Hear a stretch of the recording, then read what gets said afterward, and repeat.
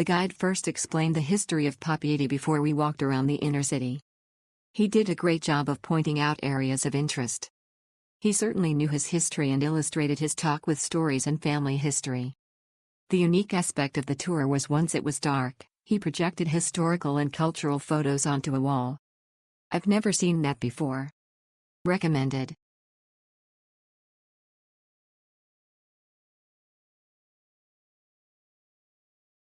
I encourage everyone to take this tour. Learn about Papeete's past, present and future. That the tour to help build Papeete's future.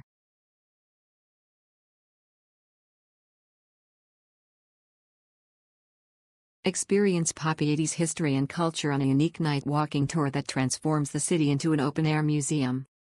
Stroll through historic neighborhoods and past colonial buildings, while old photographs are projected onto urban surfaces to bring the city's past to life.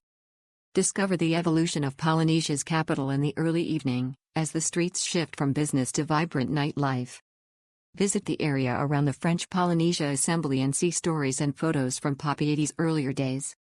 Learn about the city's oldest colonial building, built in 1848 during the conflict between Tahitian resistance and French Marines.